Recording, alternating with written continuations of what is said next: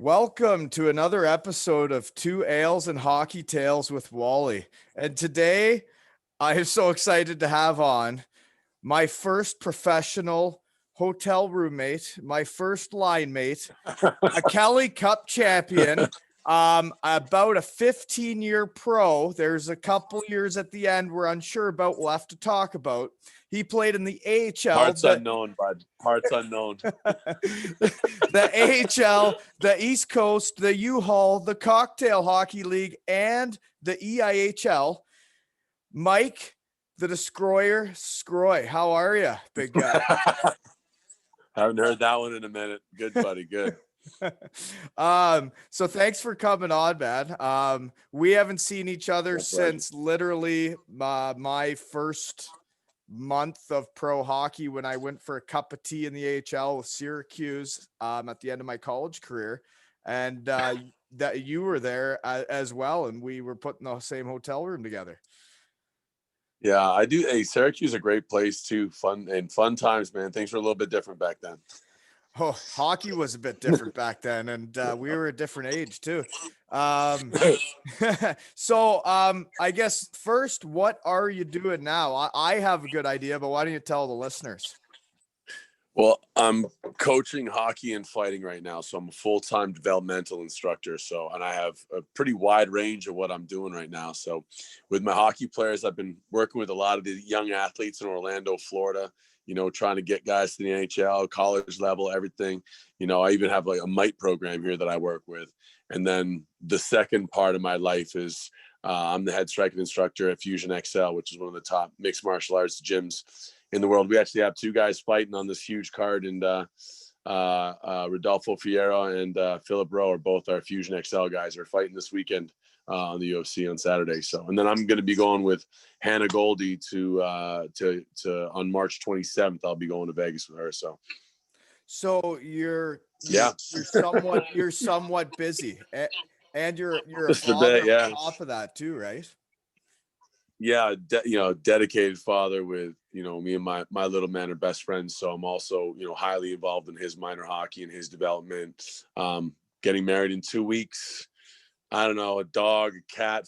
I don't know, man. It's a lot going on right now. So getting married in 2 weeks. So what's the restrictions around there? Or is it just you can kind of have a wedding and do it? Oh yeah, man. I didn't think it would ever happen to me, but there's someone actually, this girl's a lot like me, and man, she's awesome. She's fucking a lot smarter than I am too, which helps. That's really good. So, but we're excited. We got our first day got pushed back in last March in COVID. So now our new day is February 27th. So we've been buzzing around waiting for it. So just around the corner now. Wow. That's awesome, man. Congratulations. That's great. Thank you. Okay, so I guess where should we start? What are you doing now? Which that is very impressive, being the lead instructor of striking at a gym like that, as well as the hockey resume you have. That's pretty incredible. I know you were working at your striking, at least when I first got to Syracuse. Yeah. But my first experience in professional hockey was I went into the basement there in Syracuse to where the gym was, and there was a heavy bag, and I walk in first day, first practice with the big boys, and then you were doing like roundhouse kicks, flying elbows, and you were literally like a foot taller than me and 100 pounds heavier than me. And I was like, where in the hell am I? I'm going to get killed out here. Well, I could play a little bit of hockey, but I realized once I got to that level, well, I truly enjoy it too. Obviously, not just enjoy it, but I do love it. Like, it's a passion of mine. Obviously, it's a big passion of mine because I'm very committed to being one of the best striking coaches out there. And even when I was playing, it was a goal of mine. I wanted to be the best. And you know, I'm a pretty technical guy, believe it or not. A lot of guys think, by the way, you know, they see me, I'm pretty temperamental when I compete, but to be honest with you, I'm very analytical outside of the competitive atmosphere. So I'm very detailed with my instructions and the way I go about being technically sound at things, body mechanics, the whole 9 yards. So yeah, but I guess it wasn't like I got into watching UFC around like the very first Ultimate Fighter season. yeah. Right, you know, where most people did, but like I hadn't seen it yet, or I had just started to see it around then. And when I, you know, got out of practice and I was like, wow. And then we were line mates, and then like there were times, because like when you're on the ice, the other team is gonna put the other big guy on the ice. A lot So, of times. right. Yeah. So then I was on the ice with both of the big guys, and there were some times where I was skating around with like a little turd in my in my pants. But if no fights are going down, man, you're good. Like I got you. You know what I mean? Like nobody's gonna touch you. You're gonna hear about it. Well, that's fair. You know, it was like I knew I was protected. I knew I was fine. It was just I couldn't believe the size of you guys. Like you guys were like so much bigger than anything I had ever played against, and it was eye-opening. I was technically a small heavyweight too. I mean, I'm a shade under 6'4". It's not what the program says, but I'm a shade under 6'4". And most of my, you know, I had some big boy years, you know, in between 230. The 1 year that I finally got up to 240, but it was hard for me to get there. And I mean, I was waking up in the middle of the night, eating protein shake, like just anything, 11,000 calories a day in the off season. Like I did some crazy shit. And, you know, but some of these guys were naturally so big, like 6'8", like 260 eating salads, you know, like it was wild, you know, but I had a bit of an edge. I'm fast for a big guy, and I'm really aggressive when I fight. So I was able to beat a lot of guys to that punch. And really, you can get as technical as you want and clutching and grabbing. And obviously we did a lot of technique when it came to grabbing, but you know, at the end of the day, it's who hits the fastest, who hits the hardest, and who has the least amount of resistance getting from point A to point B.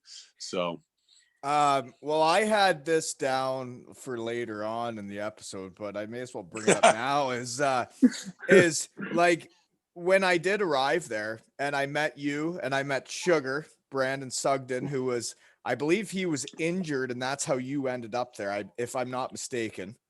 possibly, yeah. But anyways, there were both of you two.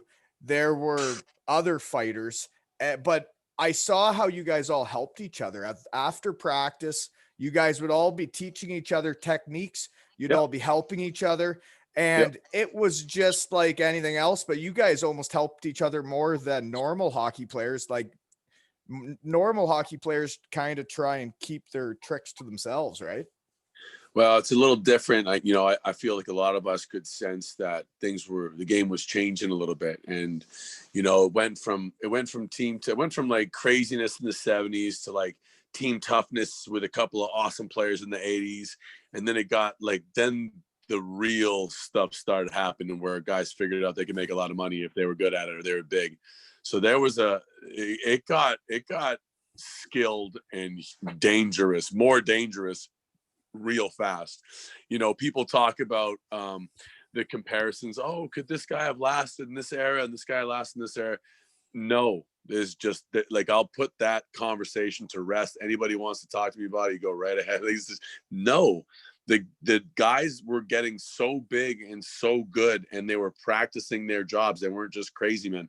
Like these guys are professional, like Yablonsky, there's, you know, Bugard, McIntyre. These guys had boxing coaches. They're, you know, top Morasti. They were top quality guys. And like when it came to fighting, they were taking it seriously. And guys were starting to get hurt, and guys were getting bigger.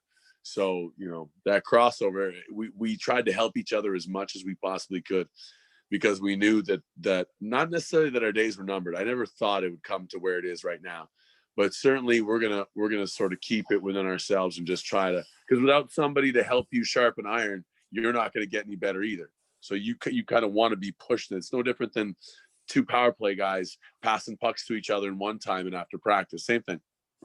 Yeah, no, and that's exactly what I saw. And I was a very naive kid leaving college. Like I had, you know, I was always on the top lines as a little guy. And like in college, there weren't those roles of fighters, right? And I had played junior B before that, where the tough guys were like the neighborhood farm boy. It wasn't, it wasn't like when I got to Syracuse and like I moved into the hotel room with you, and like I saw how big you were, and I was like, where the am I? Like, what? Whoa. Like, I'm playing hockey with him. And then we were line mates, and then they'd sick out the other big guy, and you guys would line up beside each other. And I'd be watching you guys more than like I'd even be thinking about playing, because you guys were way more. That was a small one.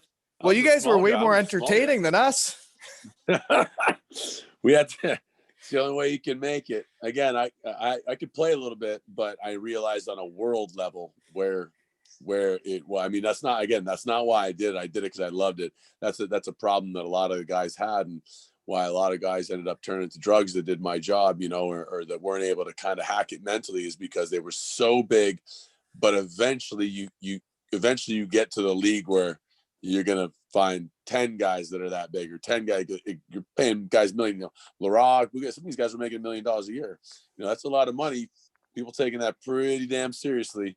I mean, that's some real shit once you start talking about that kind of money or that kind of status. I want to be the best in the world. That was the job. I tried to be.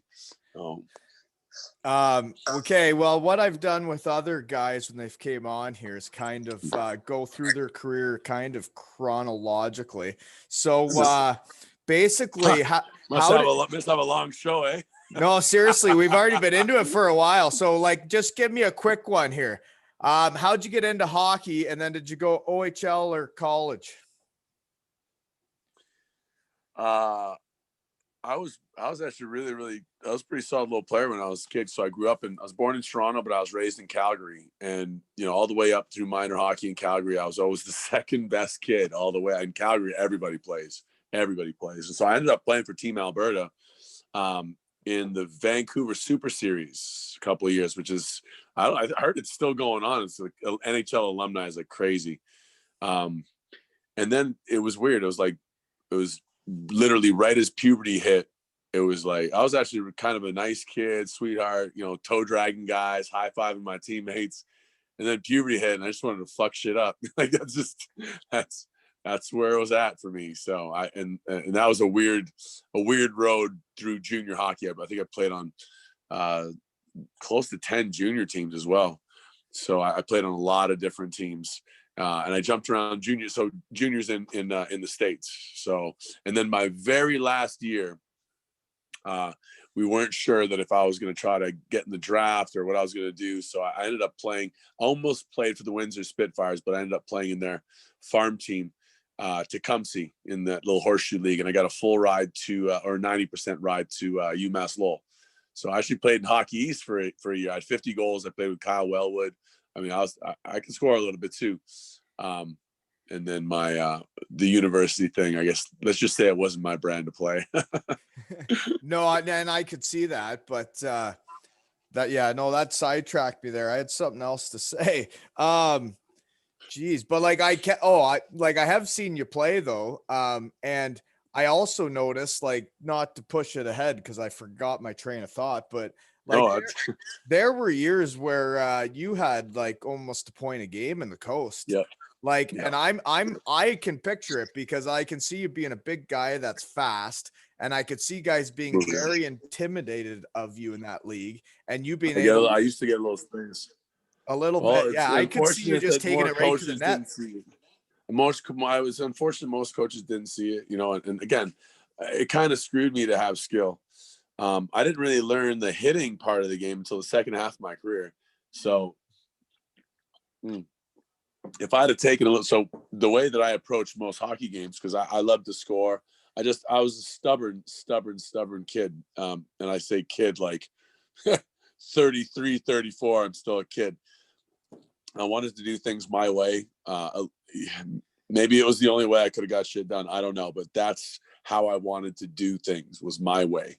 And my way was I'll fight anybody and then show people I have skill. And there's not really a place on the team for somebody like that. And that's one of the reasons that I fit into the role with protecting my teammates. I was always that was always something that everyone loved about me. That was always first on my list. But it wasn't until the second half of my career that I learned how to get fights if nobody wanted to fight me. It took me a while to figure that out. And I wish I'd learned that a little sooner.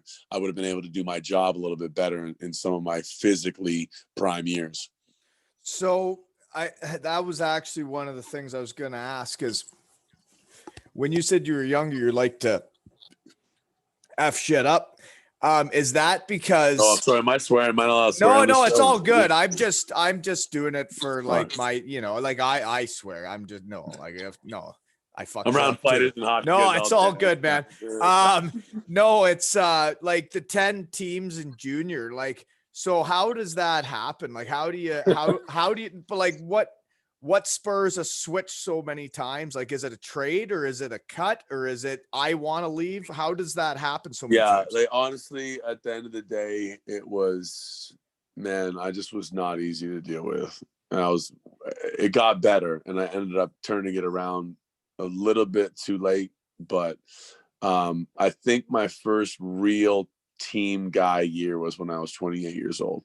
So like, I understood how to stick up for my team. I understood a lot of stuff, but there was maturity issues that I didn't want to look at.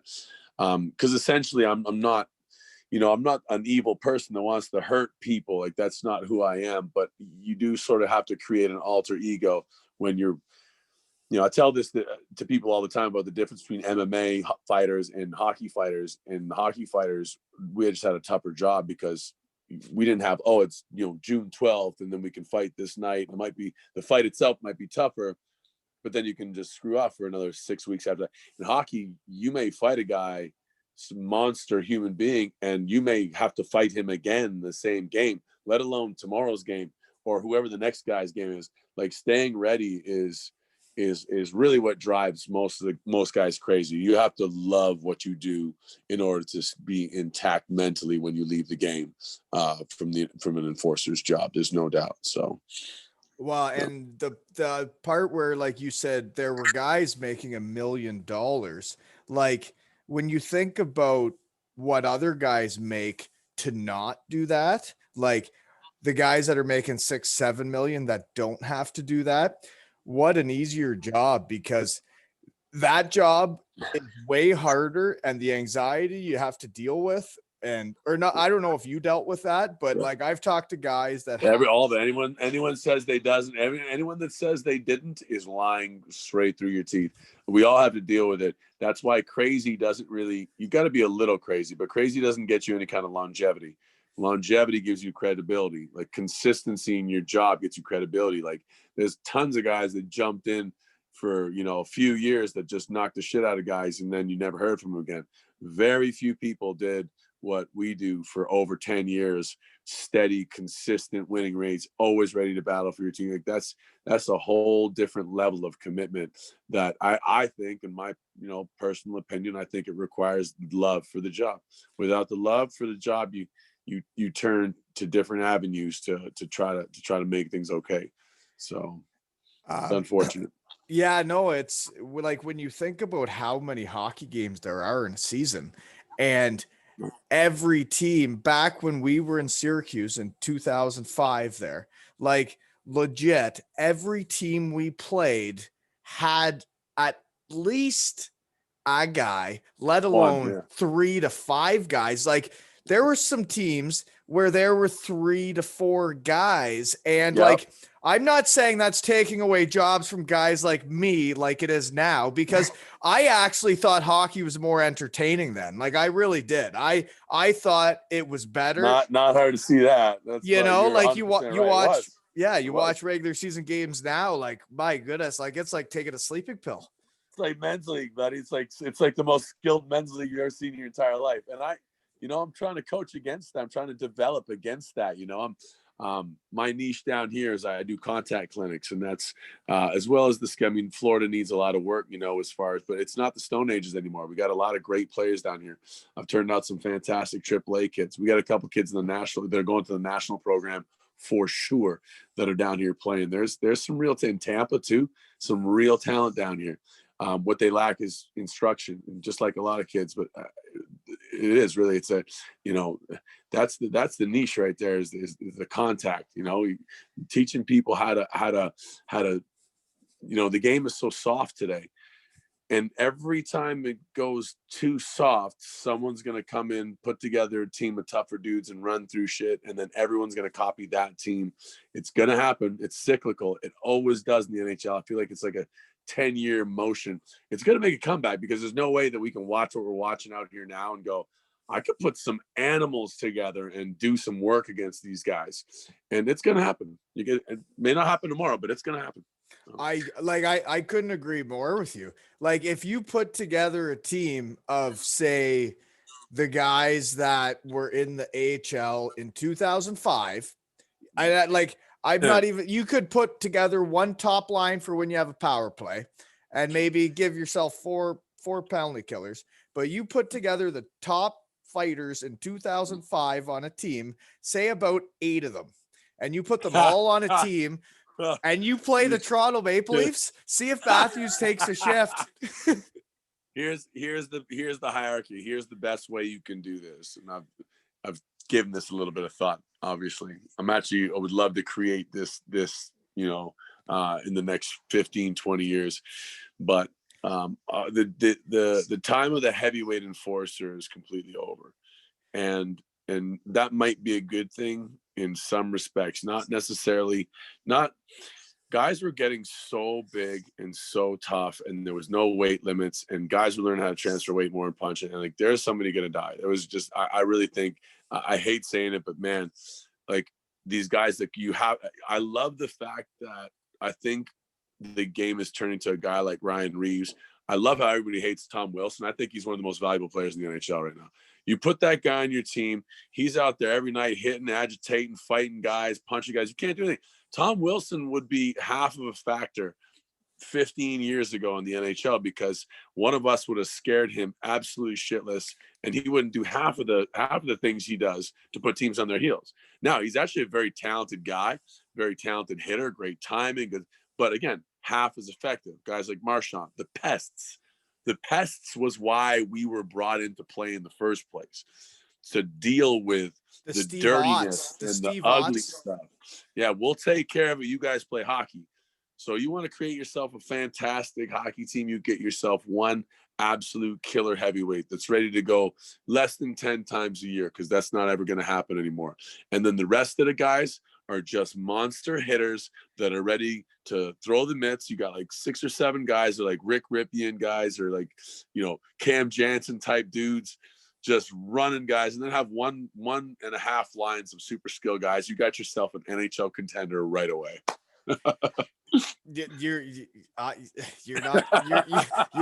You're not crazy. Mark my words. No, you're right. Like, I was over in the UK when Cam Jansen and all the boys started coming over, right?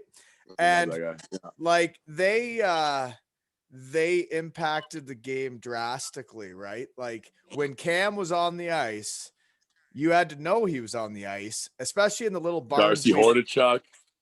Was in the little barns we played over there, man. Like, if Cam Jansen's on the ice, you better know he's on the ice with you, because it's a small barn and he's coming. Yeah, you could be. I mean, if he's on the ice with you in an Olympic barn, you better have your head up, because he's wheeling, and he's gonna. Again, an old buddy of mine, Darcy Hordichuk, was another one.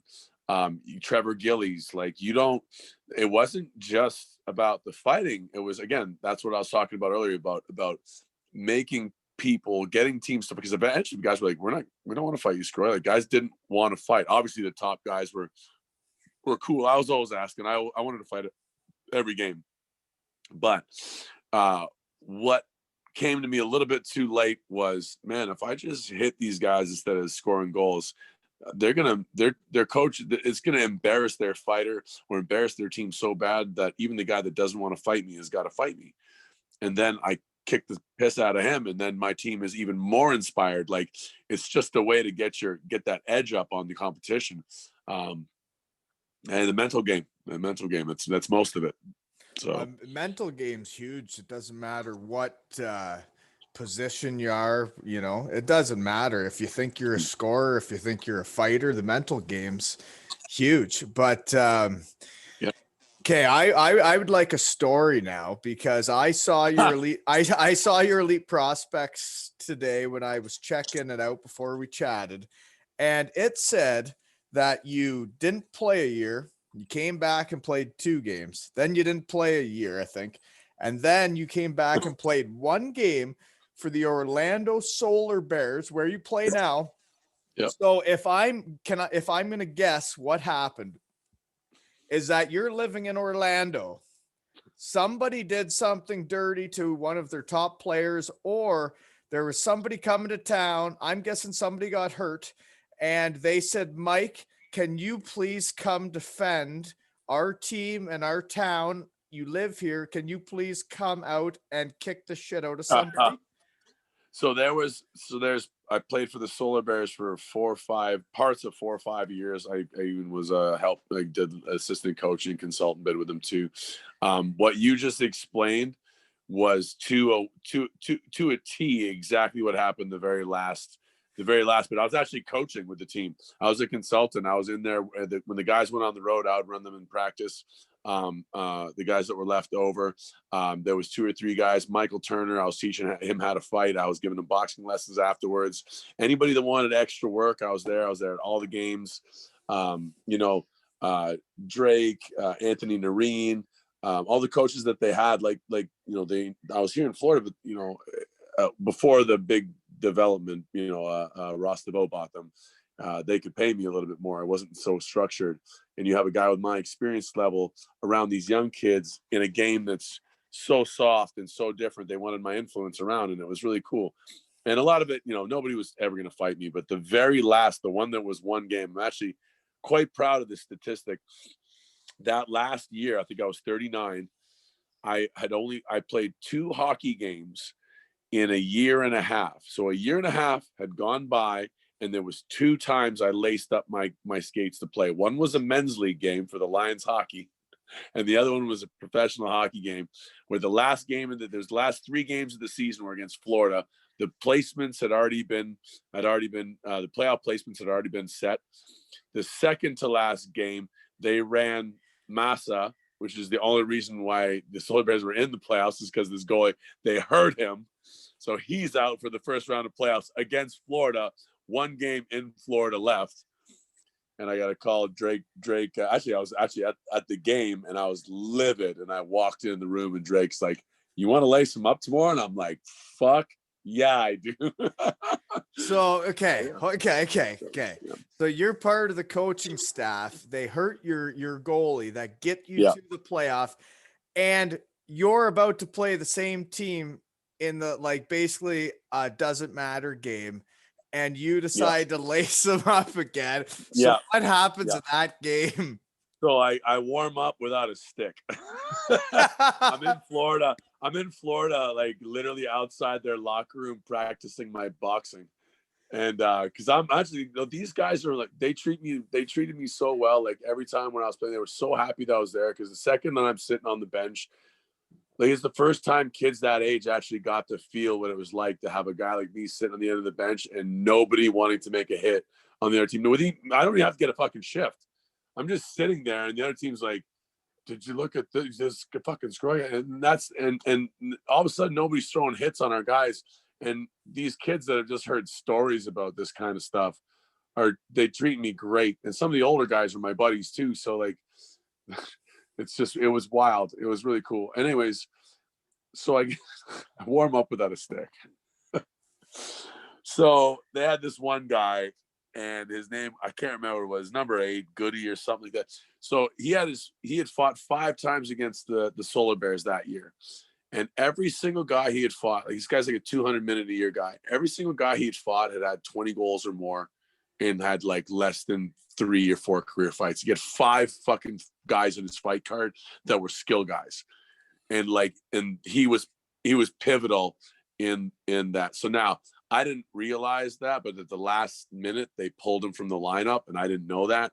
So I just stood and yelled at the red line, where's your tough guy now, boys? Who wants it? And I didn't have a stick. I just was standing. My team was warming up, and you could tell that their coach told them, do not engage him, because no one even looked at me. Like, I'm yelling at the top of my lungs. The referees are out there. Like, it's completely legal, right? Like, I can do that.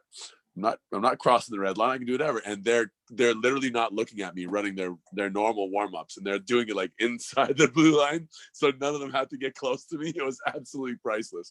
And then, I mean, we had like, it was bad. They beat us. It was like 5-0. And you could tell they got a little worried about pumping up the score, because they knew Drake was playing me every other shift. I almost scored like 3 times. It was ridiculous. And then like every scrum I was going in there, like, and they just parting like the Red Sea. And then finally I finally got into it. Somebody hit somebody, and I was like, all right, second period, it's time to go. So I grabbed this guy, give him a couple, and the referees, who obviously were very aware of the situation, like legitimately football tackle me. And I got 3 referees, referee and 2 linesmen holding me back while I'm losing my stuff. And this other guy's punching me in the face. It was ridiculous. Was that my dog barking? Hold on. Oh, sorry, my dog's going a little nuts outside. No worries. I think we can be almost done here. Like, I don't need to keep you too long. But basically, like, when you guys were in your prime in the AHL back when I first got to pro, man, it was a jungle out there, man. And I don't know how you guys did it. I couldn't imagine how you guys lived that way. Like, I lived in the hotel with you, and I know you had a few like late nights before, like, and I was like, a lot of late nights when I was younger. Well, I was like, how do you do it? How could you do it? But like you said, you loved it, right? This is one of the things. Hold on, my dog's going absolutely bananas out here. Sorry, buddy. No, that's all right. That's in there. You crazy boy. You relax. Sorry. It's all good. Well, I don't. There's. You got to know. It was weird. Like, you're not. You got to test yourself all the way up, and that's sort of what I did. And at every step, it was like I really wanted it. I just wanted it. And if I ever lost, or if something ever didn't go my way, I would make sure that I did something to make it go my way. And that's how you got to love something in order to focus on the details, or to push yourself so much that you hate that thing. And that's the love-hate relationship between all fighters. And it still attracts me. I mean, I'm 42 years old. I get the itch every now and again, but thank God I'm doing what I'm doing, because that's what gives me like the somewhat satisfaction that it's just who I am. I'm just a fiery dude. Everything I do is with a ton of passion. You know, I mean, that's just who I am. And that job was made for me. That job was made for me. It really was. And I loved it. And I'm not saying it was hard. And I'm not saying it, but I don't remember, like, even losing fights and stuff. Like, it was terrible, but I remember every single one of those years. You know, you see all these documentaries, and, you know, Bob Probert and all these terrible, terrible, terrible documentaries on all these guys. It's like, you know what, dude, some of us went out, partied, fought everybody, played a pro sport, kicked ass, high fives, retired. Like, this is awesome to some of us. It was hard to do. And that's what made it so attractive. It was so difficult to do, so risky, because guys, you know, we don't make it out on the other side very easy. So being a cop or something, like, not the job you want to be in. Like, when you look at mortality rates and stuff, man, there's a lot of fighters that have off themselves or bad and dry. This isn't, but souls climbing mountains. That's risky as hell. Why is that? Like, you know what I mean? Like, this is just, some people are attracted to that kind of stuff. And that's what I am. I was attracted to it. And I loved it with a passion. I even loved it, the style. I loved it so much that I worked on that shit so much. Now I'm going to the UFC as a fight coach. Now, like, it's carrying on with me forever. So, well, and what I got to say to that is what's ridiculous is you're that passionate about fighting and striking and everything. And man, I couldn't be prouder of you for what you're doing in Orlando for all those kids. I see what you're doing in your garage. I see what you're doing on the ice, and I see. Thank you. Yeah, no, man, I see the kids, and I'm like, wow, there weren't kids like that in Orlando when I was growing up. No. And I had a guy from St. Louis the other week that he's doing the same thing in St. Louis. You're doing the same thing in Orlando. And it's like, jeepers creepers, man. They're like the US is coming. But anyways, there was something else I was gonna say, and I totally forget what it was. I go off on tangents a lot, so it's easy to lose your train of thought talking with me, but Yeah, seriously. No, but it's been awesome to have you on, man. And like realistically, my pleasure.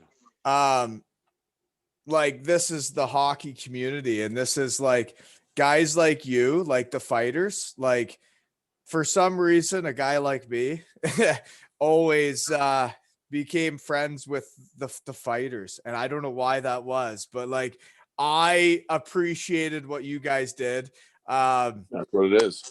Right. And like you said it earlier when you were talking about guys making $7 million a year, and they're the guys that, it's a much easier job. And you're right, it was. But I can tell you, the first person patting your back, buying you a beer at the bar, the first person to have your back as a fighter is that guy that's making $7 million. I can promise you that. I've never heard of an old time, not even old time. I'm not that old. Like, 10 years ago, like those guys took care of guys like us. Like they appreciated, skilled guys appreciated what we did.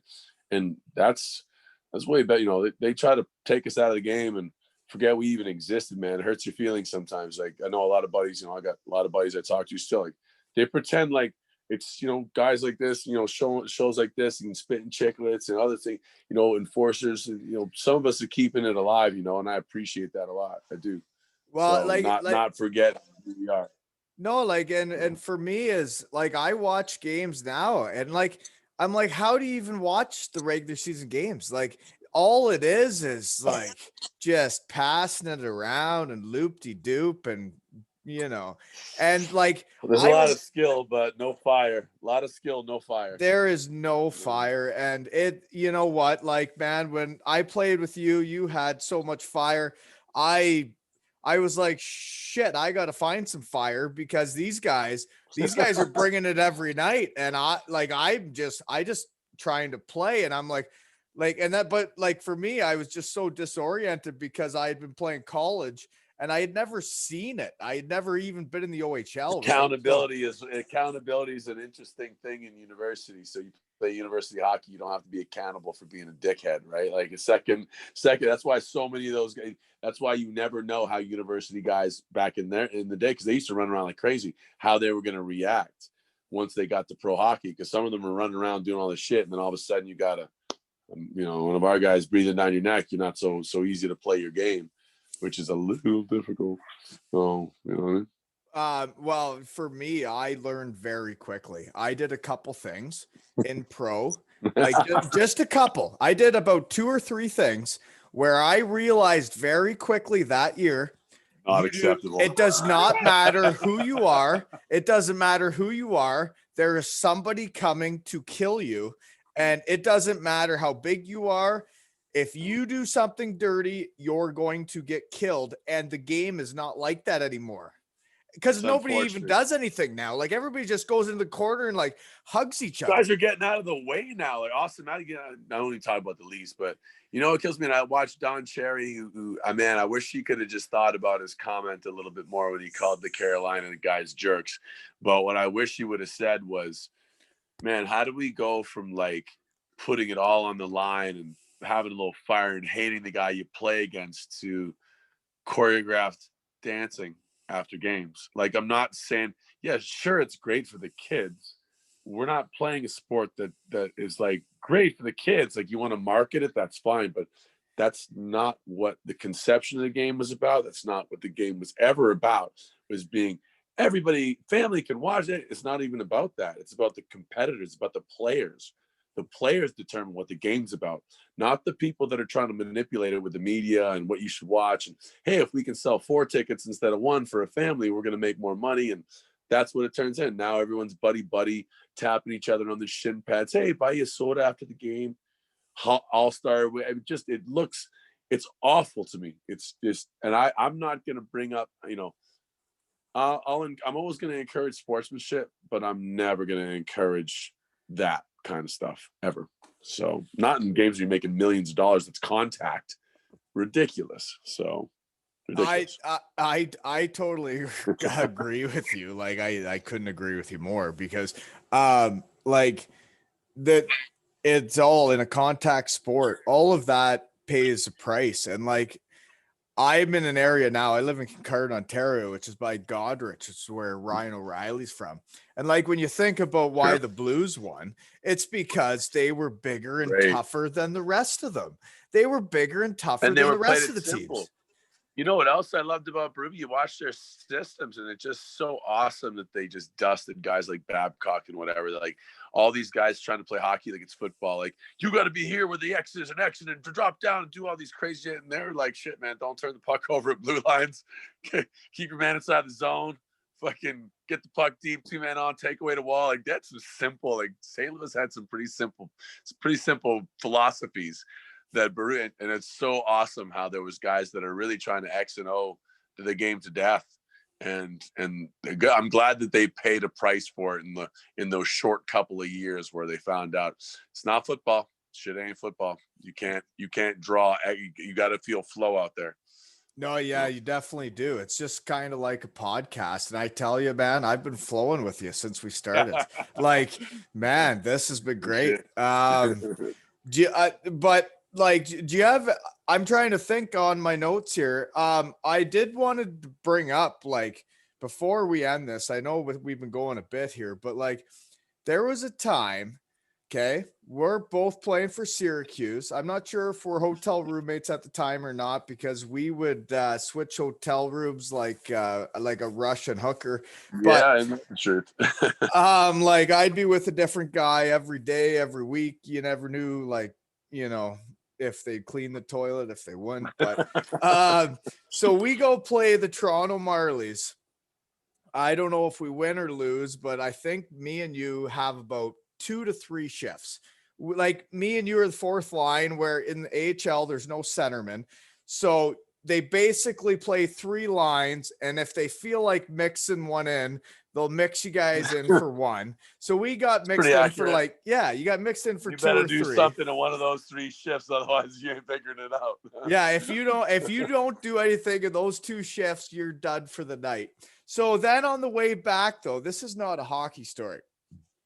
Sorry, I'm burping in the mic.